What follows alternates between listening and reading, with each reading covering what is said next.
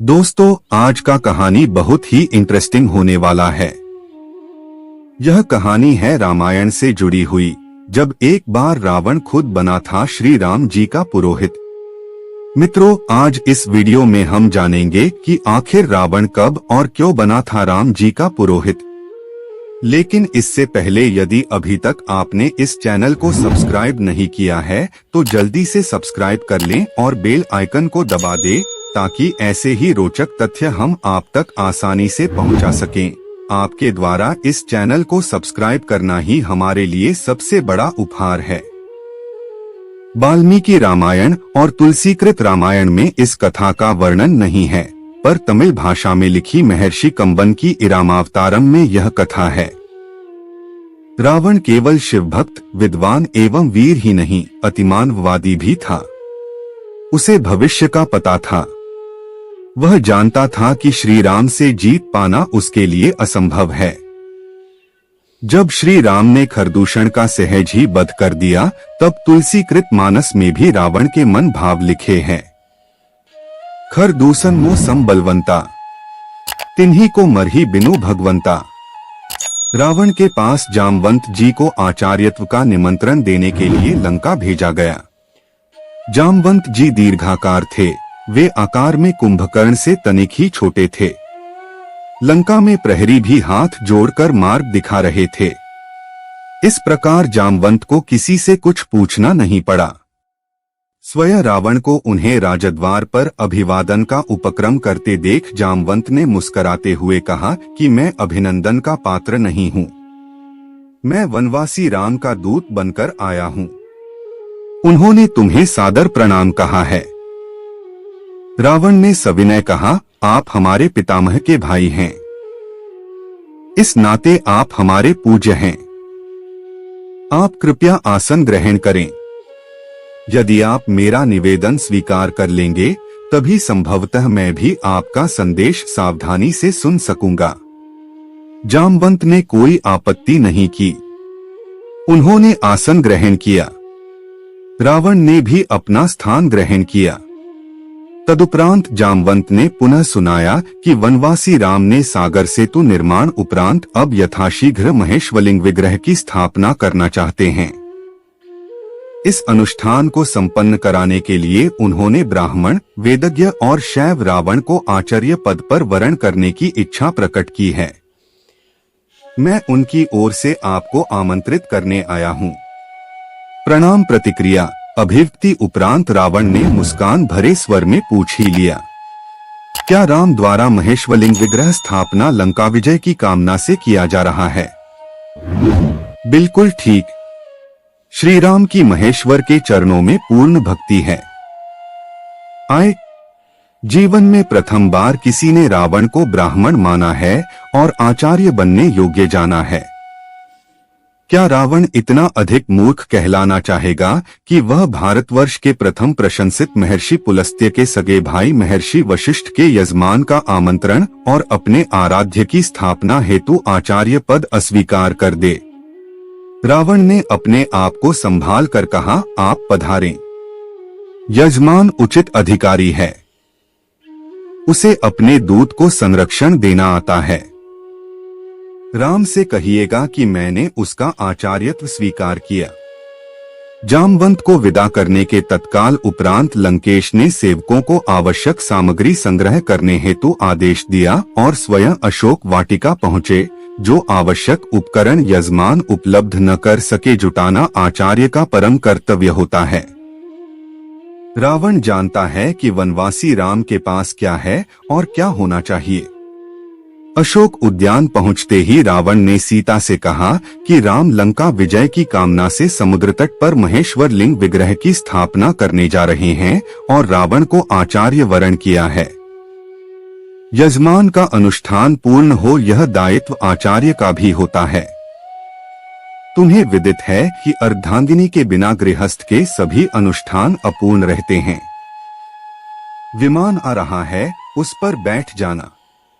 ध्यान रहे कि तुम वहां भी रावण के अधीन ही रहोगी। अनुष्ठान समापन उपरांत यहाँ आने के लिए विमान पर पुनः बैठ जाना। स्वामी का आचार्य अर्थात स्वयं का आचार्य। यह जान जानकी जी ने दोनों हाथ जोड़कर मस्तक झुका दिया। स्वस्थ कंठ से सौभाग्यवती भव कहते रावण ने दोनों हाथ उठाकर भरपूर आशीर्वाद दिया।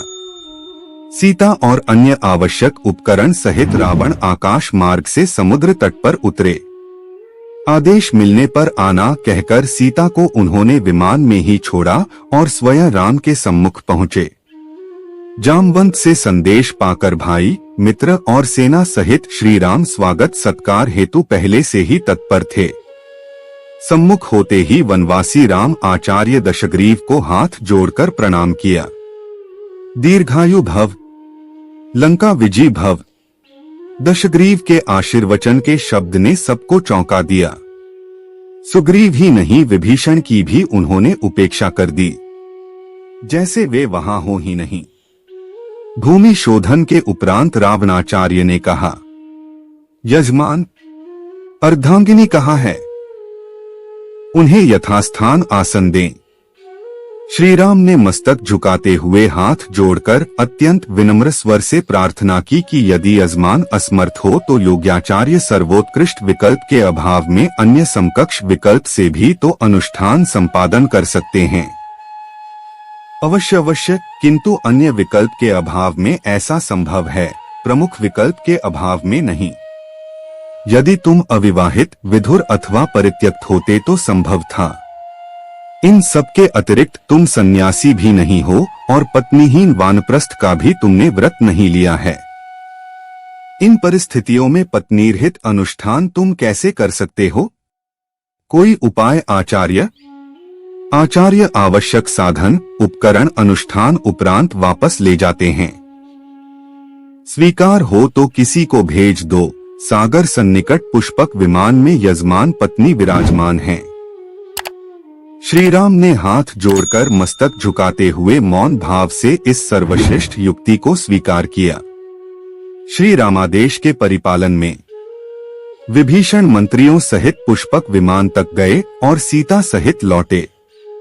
अर्ध यजमान के पार्श्व में बैठो अर्ध यजमान। आचार्य के इस आदेश का वैदेही ने पालन किया। गणपति पूजन, कलश स्थापना और नवग्रह पूजन उपरांत आचार्य ने पूछा, लिंग विग्रह? यजमान ने निवेदन किया कि उसे लेने गत रात्रि के प्रथम प्रहर से पवनपुत्र कैलाश गए हुए हैं, अभी तक लौटे नहीं हैं, आते ही होंगे। आचार्य ने आदेश दे दिया, विलंब नहीं किया जा सकता। उत्तम मुहूर्त उपस्थित है, इसलिए अविलंब यजमान पत्नी बालू का लिंग। आचार्य ने परिपूर्ण विधि विधान के साथ अनुष्ठान संपन्न कराया। अब आती है बारी आचार्य की दक्षिणा की। श्री राम ने पूछा, आपकी दक्षिणा? पुनः एक बार सभी को चौंकाया। आचार्य के शब्दों ने, घबराओ नहीं यजमान, स्वर्णपुरी के स्वामी की दक्षिणा संपत्ति नहीं हो सकती। आचार्य जानते हैं कि उनका यजमान वर्तमान में वनवासी है, लेकिन फिर भी राम अपने आचार्य की जो भी मांग हो उसे पूर्ण करने की प्रतिज्ञा करता है। आचार्य जब मृत्यु शय्या ग्रहण करे तब यजमान सम्मुख उपस्थित रहे। आचार्य ने अपनी दक्षिणा मांगी। ऐसा ही होगा आचार्य, यजमान ने वचन दिया और समय आने पर निभाया भी। रघुकुल रीति सदा चली आई, प्राण जाई पर वचन न जाई। यह दृश्य वार्ता देख सुनकर उपस्थित समस्त जन समुदाय के नयनाभिराम प्रेमाश्रुजल से भर गए। सभी ने एक साथ एक स्वर से सच्ची श्रद्धा के साथ इस अद्भुत आचार्य को प्रणाम किया। रावण जैसे भविष्यद्रष्टा ने जो दक्षिणा मांगी, उससे बड़ी दक्षिणा क्या हो सकती थी? जो रावण यज्ञ कार्य पूरा करने हेतु राम की बंदी पत्नी को शत्रु के समक्ष प्रस्तुत कर सकता है, वह राम से लौट जाने की दक्षिणा कैसे मांग सकता है? रामेश्वरम देवस्थान में लिखा हुआ है कि इस ज्योतिर्लिंग की स्थापना श्री राम ने रावण द्वारा करवाई थी। दोस्तों, यदि यह वीडियो पसंद आया हो तो इस वीडियो को लाइक और इस चैनल को सब्सक्राइब के रूप में अपना समर्थन जरूर करें। जय जय श्री राम। हर हर महादेव।